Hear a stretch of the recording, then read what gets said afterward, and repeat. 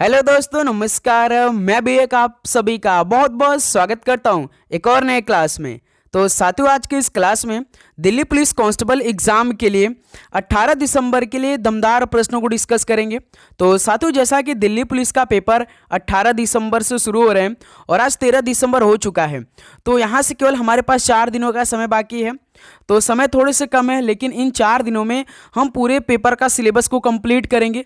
जैसे आपके पेपर में पूरे 50 क्वेश्चन जीके के आने वाले हैं, 25 क्वेश्चन रीजनिंग के आने वाले हैं, 10 क्वेश्चन कंप्यूटर के आने वाले हैं और लास्ट में 15 क्वेश्चन मैथ के आने वाले हैं। इस तरह से आपके पूरे 100 क्वेश्चन 100 नंबर के पेपर होने वाले हैं। 1.5 घंटे का समय आप सभी के पास रहेगा, प्लस हर एक क्वेश्चन पे 0.25 का माइनस मार्किंग रहने वाले हैं। तो आज के इस क्लास में यदि आपका पेपर 18, 19, 20, 21, 22 या आने वाले शिफ्टों में होने वाला एग्जाम, तो इस क्लास को पूरा देखेगा, क्योंकि आज की इस क्लास में टॉप लेवल के 75 क्वेश्चन को डिस्कस करेंगे, अति संभावित प्रश्नों को डिस्कस करेंगे और आप सभी का टारगेट लगभग 75 क्वेश्चन में से 70 क्वेश्चन सही करने का होगा। तो इस क्लास में आप अधिक से अधिक क्वेश्चनों का जवाब देने का प्रयास करेगा। इससे क्या होगा कि आपको खुद मालूम चलेगा कि आपकी तैयारी कैसी चल रही है और क्वेश्चनों का लेवल भी आपको पता चलेगा कि किस तरह के सवाल सभी शिफ्टों में पूछे जा सकते हैं। ओके, तो यहाँ पे आप देख सकते हैं पेपर से पहले पेपर वाले प्रश्नों को आपको तैयार करना है। इसी लेवल के क्वेश्चन आपको तैयार करके अपने पेपर में बैठना है। ओके, तो चलिए बिना टाइम वेस्ट करते हुए आज की इस क्लास के अति संभावित 75 क्वेश्चन को तैयार करते हैं।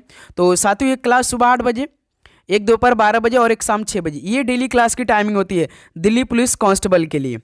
ओके, तो चलिए इस क्लास के पहले प्रश्न को हल करते हैं और लास्ट में अपना स्कोर भी करिएगा कि आप सभी का लगभग कितना स्कोर रहा।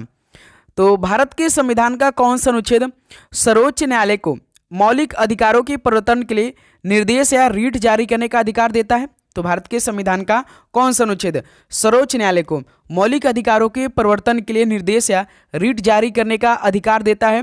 तो अनुच्छेद 32 देता है। तो पहले का सी ऑप्शन राइट आंसर हो जाएंगे। अगला सवाल कॉल करिएगा, क्वेश्चन नंबर 2। निम्नलिखित में से कौन सा जनजातीय नृत्य त्रिपुरा में मोग समुदाय द्वारा किया जाता है? तो कौन सा जनजातीय नृत्य त्रिपुरा में मोग समुदाय द्वारा किया जाता है? तो संगराई, डी ऑप्शन बिल्कुल राइट आंसर हो जाएंगे। अगला सवाल कॉल करिएगा, question number 3। My music my life पुस्तक के लेखक प्रसिद्ध सितार वादक है, वह कौन है? माई म्यूजिक माई लाइफ पुस्तक के लेखक कौन है और एक प्रसिद्ध सितार वादक भी हैं, तो वो कौन है? तो वो रविशंकर हैं। तो सी ऑप्शन बिल्कुल राइट आंसर हो जाएंगे। चलिए अगला सवाल कॉल करिएगा, क्वेश्चन नंबर 4। वर्ष 1829 में गवर्नर जनरल किसके द्वारा सती प्रथा को अवैध और दंडनीय बना दिया गया था? तो बताइए, वर्ष 1829 में किस गवर्नर जनरल द्वारा सती प्रथा को अवैध और दंडनीय बना दिया गया था? तो वो कौन थे? तो विलियम बेंटिक थे।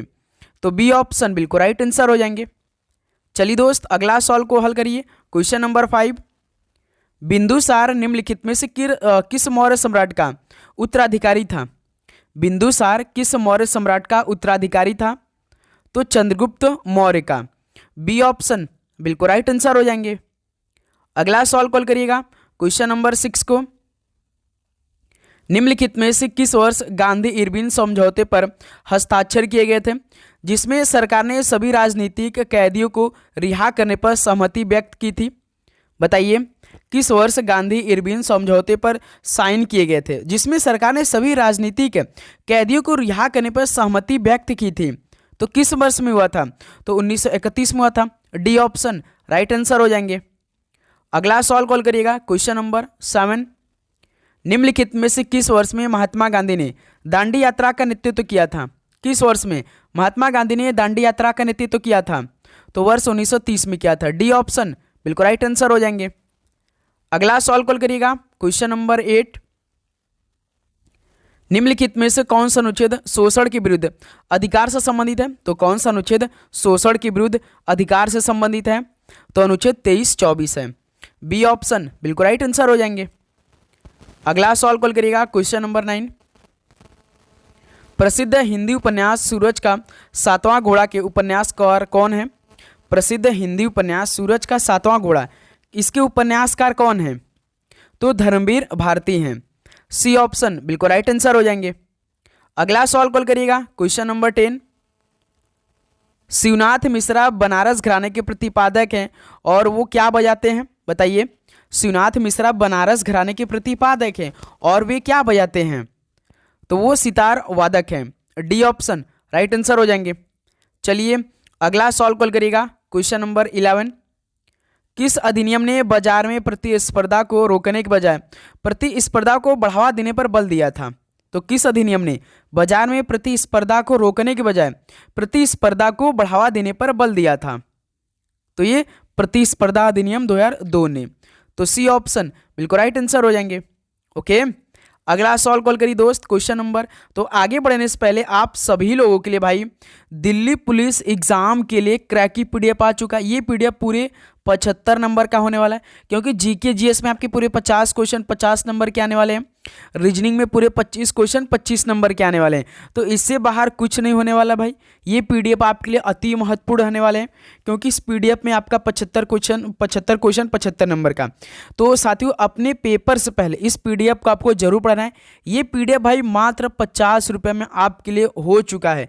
एग्जाम तक आपकी ये मात्र 50 रुपये का होने वाला है। इस नंबर पे आपको मैसेज करना है, बस मैसेज करिए, आपको ये पीडीएफ मिल जाएगा। लेकिन आपको 50 रुपीज़ पे करना पड़ेगा, टीम आपको प्रोवाइड कर देगी। ओके, चलिए अगला सॉल्व कॉल करिएगा। क्वेश्चन नंबर 12, निम्नलिखित में से किस ऋतु में पश्चिमी विक्षोभ के कारण उत्तरी राज्यों में वर्षा होती है? तो किस ऋतु में पश्चिमी विक्षोभ के कारण उत्तरी राज्यों में वर्षा होती है? बताइए इस सवाल का राइट आंसर क्या हो जाएगा? तो शरद ऋतु के कारण। तो सी ऑप्शन बिल्कुल परफेक्ट आंसर हो जाएंगे। अगला सॉल्व कॉल करिएगा। क्वेश्चन नंबर 13, हनुक्का उत्सव निम्नलिखित में से किस समुदाय से संबंधित है? हनुक्का उत्सव ये किस समुदाय से संबंधित है? तो यहूदी से संबंधित है। डी ऑप्शन बिल्कुल राइट आंसर हो जाएंगे। अगला सॉल्व कॉल करिएगा। क्वेश्चन नंबर 14, संविधान का कौन सा अनुच्छेद महाधिवक्ता को राज्य सरकार के कानूनी सलाहकार के रूप में परिभाषित करता है? संविधान का कौन सा अनुच्छेद महाधिवक्ता को राज्य सरकार के कानूनी सलाहकार के रूप में परिभाषित करता है? तो अनुच्छेद 165 करता है। तो सी ऑप्शन राइट आंसर हो जाएंगे। अगला सॉल्व कॉल करिएगा। क्वेश्चन नंबर 15, राष्ट्रपति को निम्नलिखित में से किसके परामर्श से दोनों सदनों की संयुक्त बैठक के संबंध में प्रक्रिया के लिए नियम बनाने की शक्ति प्राप्त है? राष्ट्रपति को किसके परामर्श से दोनों सदनों की संयुक्त बैठक के संबंध में प्रक्रिया के लिए नियम बनाने की शक्ति प्राप्त है? तो सभापति और अध्यक्ष के परामर्श से। बी ऑप्शन बिल्कुल राइट आंसर हो जाएंगे। अगला सॉल्व कॉल करिए। क्वेश्चन नंबर 16, निम्नलिखित में से किस खेल में स्कूप शब्द का प्रयोग किया जाता है? तो साथियों किस खेल में स्कूप शब्द का प्रयोग किया जाता है? तो हॉकी खेल में। डी ऑप्शन बिल्कुल राइट आंसर हो जाएंगे। चलिए क्वेश्चन नंबर 17 को हल करिए। दिल्ली पहली बार किसके शासनकाल के दौरान एक राज्य की राजधानी बनी? दिल्ली पहली बार किसके शासनकाल के दौरान एक राज्य की राजधानी बनी थी? तो तोमर राजपूत के शासनकाल के दौरान। तो सी ऑप्शन बिल्कुल राइट आंसर हो जाएंगे। अगला सवाल कॉल करिए। क्वेश्चन नंबर 18, जिंदा पीर के नाम से किसे जाना जाता था? जिंदा पीर के नाम से किसे जाना जाता था? तो औरंगजेब को जिंदा पीर के नाम से जाना जाता था। बी ऑप्शन राइट आंसर हो जाएंगे। अगला सवाल कॉल करिएगा दोस्त। क्वेश्चन नंबर 19, भारत के संविधान में समवर्ती सूची की अवधारणा किस देश से ली गई है? बताइए, भारत के संविधान में समवर्ती सूची की अवधारणा किस देश से ली गई है? तो ऑस्ट्रेलियाई संविधान से ली गई है समवर्ती सूची। बी ऑप्शन बिल्कुल राइट आंसर हो जाएंगे। और साथ ही आगे बढ़ने से पहले यदि आप चैनल को सब्सक्राइब नहीं किया तो सब्सक्राइब करने के बाद नोटिफिकेशन को ऑन कर लेंगे। प्लस आप लोग अपना एग्जाम डेट भी हमें जरूर बता दीजिएगा, क्योंकि आपके लिए पूरे पेपर का सोल्यूशन देना है 18 दिसंबर को। तो ये हमें मालूम हो जाएगा कि कंप्यूटर, जीके, मैथ और रीजनिंग के सवाल किस तरह के पेपर में पूछेंगे। तो उसी लेवल के टाइप के क्वेश्चन आपको हमें प्रोवाइड कराएं, तो इसलिए अपना एग्जाम डेट हमें जरूर बताइएगा। ओके, चलिए क्वेश्चन नंबर 20 को हल करिए। अपनी परिक्रमा के दौरान जब पृथ्वी सूर्य से दूरी होती है तो उसकी स्थिति क्या कहलाती है? अपनी परिक्रमा के दौरान जब पृथ्वी सूर्य से दूरी होती है तो उसकी स्थिति क्या कहलाती है? तो अपसौर कहलाती है। डी ऑप्शन राइट आंसर हो जाएंगे। अगला सवाल कॉल करिएगा। क्वेश्चन नंबर 21, मिजोरम में निम्नलिखित में से कौन सा त्यौहार बागवानी को बढ़ावा देने के लिए मनाया जाता है? मिजोरम में कौन सा त्यौहार बागवानी को बढ़ावा देने के लिए मनाया जाता है? तो एंथोरियम मनाया जाता है। ऑप्शन है बिल्कुल राइट आंसर हो जाएंगे। अगला सवाल कॉल करिएगा। क्वेश्चन नंबर 22, मोहम्मद गौस का मकबरा कहाँ स्थित है? मोहम्मद गौस का मकबरा कहाँ पर स्थित है? तो ग्वालियर में स्थित है। डी ऑप्शन राइट आंसर हो जाएंगे। अगला सवाल कॉल करिएगा, क्वेश्चन नंबर 23। गोपाल कृष्ण गोखले ने किसे हिंदू मुस्लिम एकता का सर्वश्रेष्ठ दूत कहा था? बताइए, गोपाल कृष्ण गोखले ने किसे हिंदू मुस्लिम एकता का सर्वश्रेष्ठ दूत कहा था? तो मोहम्मद अली जिन्ना को। डी ऑप्शन राइट आंसर हो जाएंगे। अगला सवाल कॉल करिएगा, क्वेश्चन नंबर 24। भारत के नियंत्रक और महालेखा परीक्षक के वेतन भत्तों और पेंशन को किस पर प्रभारित किया जाता है? तो भारत के नियंत्रक और महालेखा परीक्षक के वेतन भत्ते और पेंशन को ये भारत की संचित निधि पर प्रभारित किया जाता है। ऑप्शन है बिल्कुल राइट आंसर हो जाएंगे। ओके, चलिए अगला सवाल कॉल करिएगा, क्वेश्चन नंबर 25। भारत के संविधान की 10वीं अनुसूची के अलावा अन्य मामलों के लिए राज्य विधानसभा के सदस्यों की ये अयोग्यता का निर्णय कौन करता है?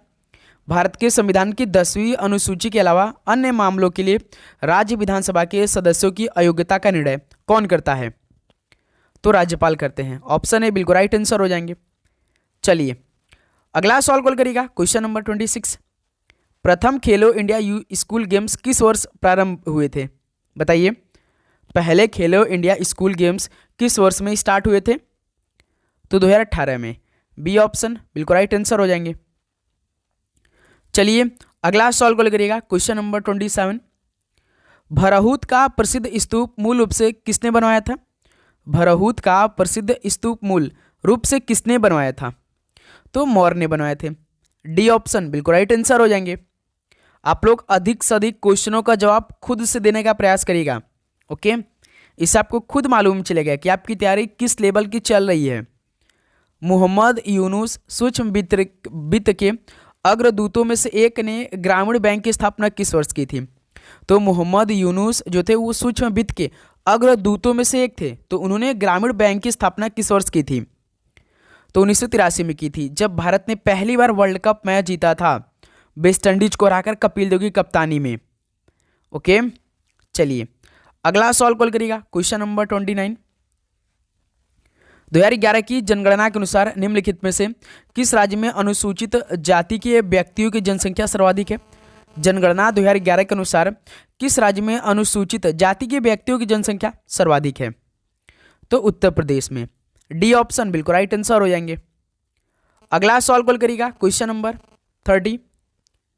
भारतीय संविधान का कौन सा अनुच्छेद धार्मिक मामलों के प्रबंधन के अधिकार की गारंटी देता है? तो साथियों, भारतीय संविधान का कौन सा अनुच्छेद धार्मिक मामलों के प्रबंधन के अधिकार की गारंटी देता है? तो अनुच्छेद 26 देता है। ऑप्शन है बिल्कुल राइट आंसर हो जाएंगे। अगला सवाल कॉल करिएगा, क्वेश्चन नंबर 31। एमएस सुब्बुलक्ष्मी को किस वर्ष भारत रत्न से सम्मानित किया गया था?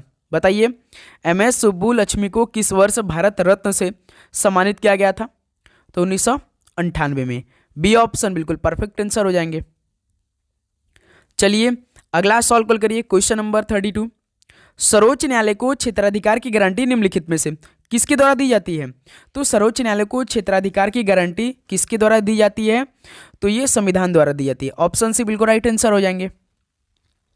अगला सवाल कॉल करिए, क्वेश्चन नंबर 33।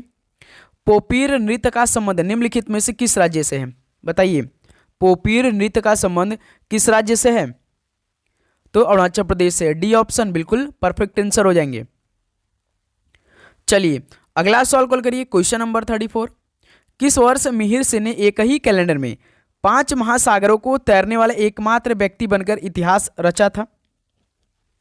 बताइए, किस वर्ष मिहिर सिंह ने एक ही कैलेंडर में 5 महासागरों को तैरने वाला एकमात्र व्यक्ति बनकर इतिहास रच दिया था?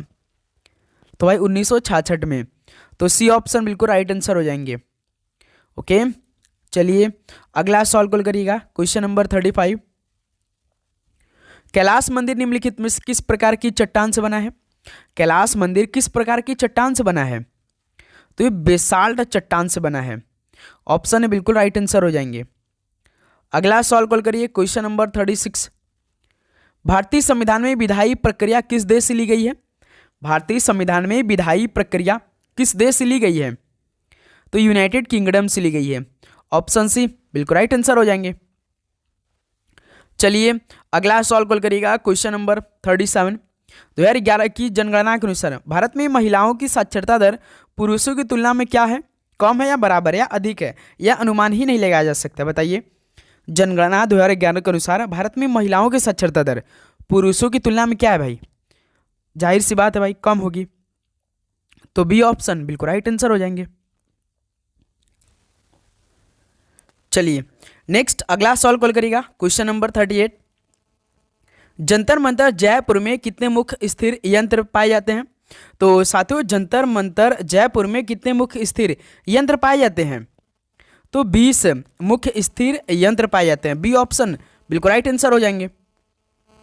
चलिए अगला सवाल कॉल करिएगा, क्वेश्चन नंबर 39।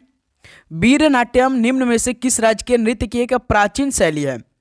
तो वीरनाट्यम ये किस राज्य के नृत्य की एक प्राचीन शैली है? तो ये आंध्र प्रदेश की है। ऑप्शन है बिल्कुल परफेक्ट आंसर हो जाएंगे। अगला सवाल कॉल करिएगा, क्वेश्चन नंबर 40। लाई हरोबा जिसका शाब्दिक अर्थ है देवताओं का त्योहार, मुख्य रूप से भारत के किस राज्य में मनाया जाता है? बताइए। लाई हराओबा जिसका शाब्दिक अर्थ होता है कि देवताओं का त्यौहार है, तो ये मुख्य रूप से भारत के किस राज्य में मनाया जाता है? तो ये मणिपुर राज्य में मनाया जाता है। ऑप्शन से बिल्कुल राइट आंसर हो जाएंगे। ध्यान रखिएगा दिल्ली पुलिस के पेपर में इस बार ऐसे ही सवाल पूछे जाएंगे। ओके, तो इसलिए आपको इसी तरह के क्वेश्चन को तैयार करना है पेपर से पहले अपने। निम्नलिखित में से किस नदी को दक्षिण गंगा के नाम से भी जाना जाता है? तो साथियों किस नदी को दक्षिण गंगा के नाम से भी जाना जाता है? तो गोदावरी नदी को। डी ऑप्शन बिल्कुल परफेक्ट आंसर हो जाएंगे। चलिए क्वेश्चन नंबर 42 कॉल करिए। निम्नलिखित में से किस अधिवेशन में भारतीय राष्ट्रीय कांग्रेस ने साइमन कमीशन के बहिष्कार का निर्णय लिया था? तो साथियों किस अधिवेशन में भारतीय राष्ट्रीय कांग्रेस ने साइमन कमीशन के बहिष्कार के निर्णय लिया था? तो मद्रास अधिवेशन में। बी ऑप्शन बिल्कुल राइट आंसर हो जाएंगे। चलिए क्वेश्चन नंबर 43 को हल करिए। निम्नलिखित में से किस पंचवर्षीय योजना अवधि से भारत सरकार द्वारा पंचवर्षीय योजना का निर्माण और कार्यान्वयन बंद कर दिया गया था? तो किस पंचवर्षीय योजना अवधि से भारत सरकार द्वारा पंचवर्षीय योजना का निर्माण और कार्यान्वयन बंद कर दिया गया था? तो 12वीं पंचवर्षीय योजना, जो कि ये भारत का आखिरी पंचवर्षीय योजना था।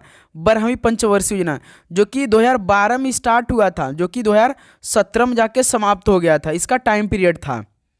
चलिए अगला सवाल कॉल करिए, क्वेश्चन नंबर 44। पानीपत की पहली लड़ाई 20 अप्रैल 1526 को बाबर और किसके बीच लड़ी गई थी? आप जानते कि पानीपत की पहली लड़ाई जो 20 अप्रैल 1526 को हुई थी। दूसरी लड़ाई आपका 1556 में हुई थी। तीसरी लड़ाई 1761 में हुई थी पानीपत की। तो पहले युद्ध में बाबर और किसके बीच हुई थी? तो बाबर और इब्राहिम लोदी के बीच हुई थी। तो ऑप्शन इस सवाल का बिल्कुल राइट आंसर हो जाएंगे। चलिए अगला सवाल कॉल करिएगा, क्वेश्चन नंबर 45। जूनागढ़ में मौर्य बांध की मरम्मत का संस्कृत में शिलालेख निम्नलिखित में से किसका था? जूनागढ़ में मौर्य बांध की मरम्मत का संस्कृत में शिलालेख किसका था? तो रुद्रदामन का था। बी ऑप्शन बिल्कुल परफेक्ट आंसर हो जाएंगे। अगला सवाल कॉल करिएगा, क्वेश्चन नंबर 46। वेदांत दर्शन को बढ़ावा देकर भारतीय समाज को पुनर्जीवित करने के लिए रामकृष्ण मिशन की स्थापना किसके द्वारा की गई थी? वेदांत दर्शन को बढ़ावा देकर भारतीय समाज को पुनर्जीवित करने के लिए रामकृष्ण मिशन की स्थापना किसके द्वारा की गई थी? तो स्वामी विवेकानंद जी के द्वारा की गई थी। ऑप्शन है बिल्कुल राइट आंसर हो जाएंगे।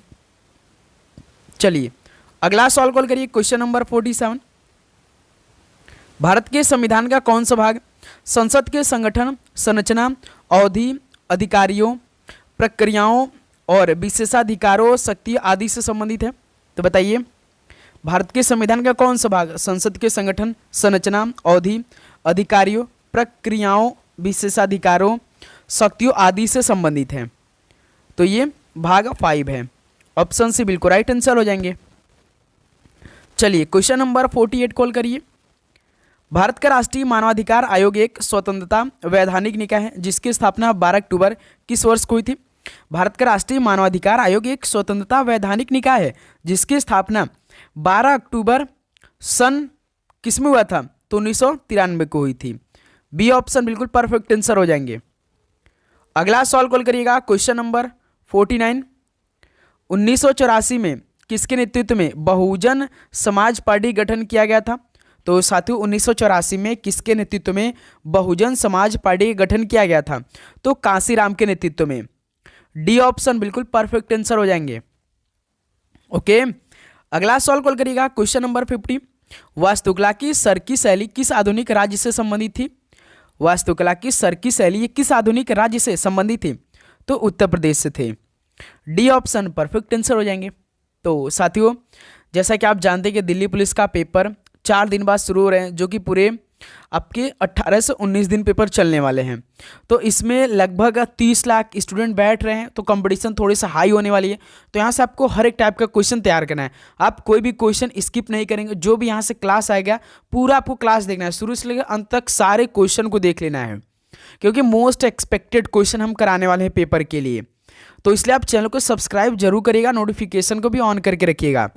ओके, निम्नलिखित में से किस खेल में फाइल्स और रैंक्स का उपयोग किया जाता है? तो साथियों किस खेल में फाइल्स एंड रैंक्स का उपयोग किया जाता है? तो शतरंज खेल में किया जाता है। बी ऑप्शन बिल्कुल राइट आंसर हो जाएंगे। चलिए क्वेश्चन नंबर 52 को हल करिए। वर्ष 1905 में ब्रिटेन की महारानी विक्टोरिया की स्मृति में किस गवर्नर जनरल ने कोलकाता में विक्टोरिया मेमोरियल का निर्माण करवाया था? वर्ष 1905 में ब्रिटेन की महारानी विक्टोरिया की स्मृति में किस गवर्नर जनरल ने कोलकाता में विक्टोरिया मेमोरियल का निर्माण करवाया था? तो ऐसा किसने करवाया था? तो लॉर्ड कर्जन ने करवाया था 1905 में। इसी ने बंगाल विभाजन भी करवाया था और 1911 में बंगाल विभाजन बंद भी हुआ था। लॉर्ड कर्जन, याद रखिएगा। क्वेश्चन नंबर 53 को हल करिए। ब्रिटिश साम्राज्य के बारे में एक उपन्यास पैसेज टू इंडिया निम्नलिखित में से किस लेखक ने लिखा था? ब्रिटिश साम्राज्य के बारे में एक उपन्यास पैसेज टू इंडिया ये किस लेखक ने लिखा था? तो E.M. फोस्टर ने लिखा था। तो सी ऑप्शन बिल्कुल राइट आंसर हो जाएंगे। अगला सवाल कॉल करिए क्वेश्चन नंबर 54। भारत की पहली पंचवर्षीय योजना में अनुमानित समग्र वृद्धि लक्ष्य क्या था? भारत की पहली पंचवर्षीय योजना में अनुमानित समग्र वृद्धि लक्ष्य क्या था? कितने प्रतिशत का था? तो 2.1% का था। ऑप्शन यहाँ से बिल्कुल राइट आंसर हो जाएंगे। चलिए क्वेश्चन नंबर 55 को हल करिए। भारत के संविधान के अनुच्छेद 18 के अनुसार राज्य द्वारा किस प्रकार की उपाधि प्रदान की जा सकती है? भारत के संविधान के अनुच्छेद 18 के अनुसार राज्य द्वारा किस प्रकार की उपाधि प्रदान की जा सकती है? तो सैन्य और शैक्षणिक। ऑप्शन सी बिल्कुल राइट आंसर हो जाएंगे।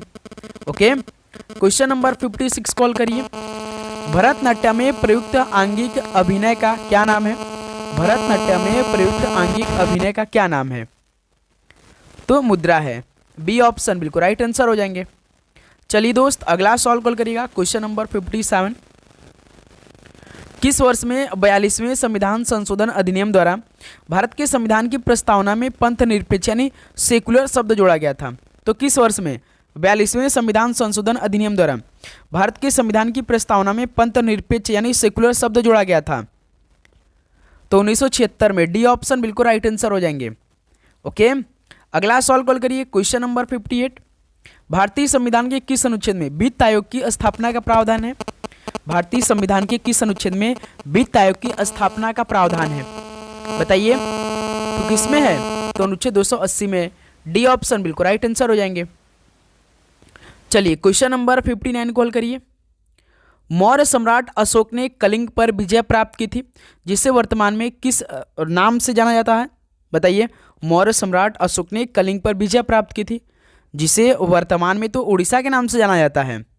बी ऑप्शन बिल्कुल परफेक्ट आंसर हो जाएंगे। ओके, चलिए अगला सवाल को देखते हैं क्वेश्चन नंबर 60।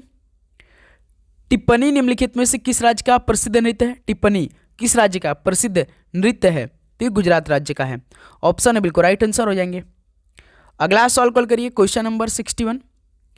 भारतीय राष्ट्रीय कांग्रेस के निम्नलिखित में से किस अधिवेशन में पहली बार स्वराज की मांग रखी गई थी?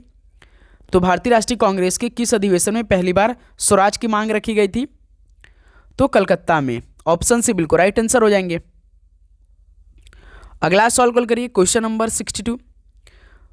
मुगल काल में अपनी भूमि पर खेती करने वाले किसानों को क्या कहा जाता था?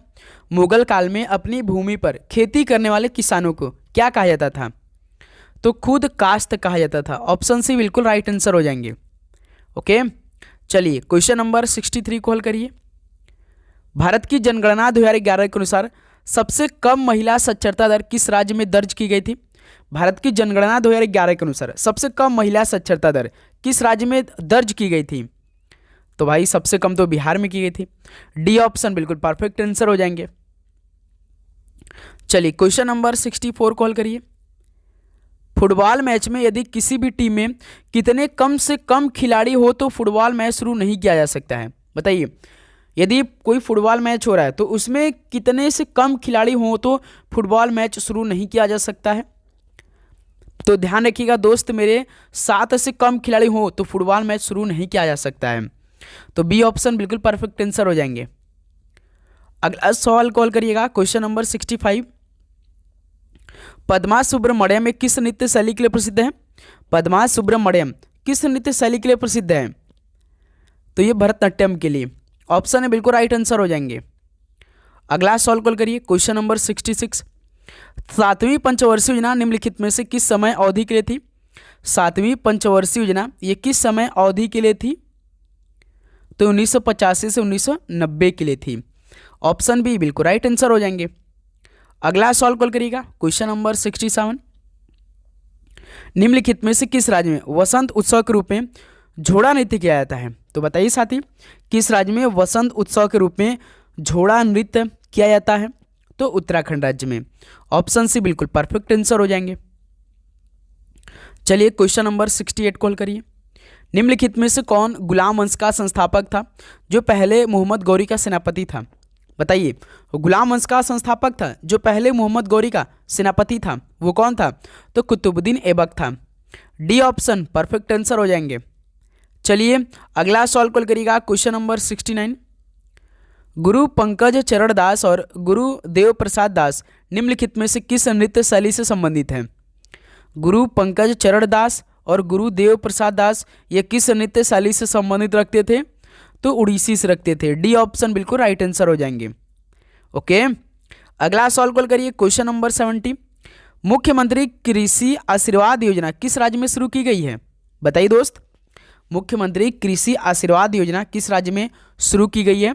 तो ये झारखंड राज्य में शुरू की गई है। तो यहां से ऑप्शन से बिल्कुल परफेक्ट आंसर हो जाएंगे। क्वेश्चन नंबर 71 को हल करिए। ईस्ट इंडिया कंपनी ने राजपुर घाट की संधि किस मराठा शक्ति के साथ की थी? तो साथियों, ईस्ट इंडिया कंपनी ने राजपुर घाट की संधि किस मराठा शक्ति के साथ की थी? तो होलकर मराठा शक्ति के साथ की थी। बी ऑप्शन बिल्कुल परफेक्ट आंसर हो जाएंगे। ओके, अगला सवाल कॉल करिए, क्वेश्चन नंबर 72। निम्नलिखित में से कौन सी नीतियां व्यापक रूप से भारत सरकार के वार्षिक वित्तीय ब्यूरो द्वारा प्रकाशित की जाती है? तो कौन सी नीतियां व्यापक रूप से भारत सरकार के वार्षिक वित्तीय ब्यूरो द्वारा प्रकाशित की जाती है? तो राजकोषीय नीति के द्वारा। ऑप्शन है बिल्कुल राइट आंसर हो जाएंगे। चलिए क्वेश्चन नंबर 73 को हल करिए। भारत का चुनाव आयोग 1989 में एक 3 सदस्यीय निकाय बन गया, इसे फिर से किस वर्ष में एकल सदस्यीय निकाय बनाया गया था? भारत का चुनाव आयोग 1989 में एक 3 सदस्यीय निकाय बन गया, इसे फिर से किस वर्ष में एकल सदस्यीय निकाय बनाया गया था? तो 1990 में फिर से एक बार एकल सदस्यीय निकाय बनाया गया था। बी ऑप्शन बिल्कुल राइट आंसर हो जाएंगे। अगला सवाल कॉल करिएगा, क्वेश्चन नंबर 74। देहिंग पटकाई महोत्सव का नाम निम्नलिखित में से किसके नाम पर रखा गया है? देहिंग पटकाई महोत्सव का नाम किसके नाम पर रखा गया है? तो नदी पर्वत के नाम पर रखा गया है। ऑप्शन है बिल्कुल राइट आंसर हो जाएंगे। अगला सवाल कॉल करिएगा, क्वेश्चन नंबर 75। भारतीय संविधान सभा के सदस्यों ने किस वर्ष देश के लिए संविधान का मसौदा तैयार करने के लिए पहली बार बैठक की थी?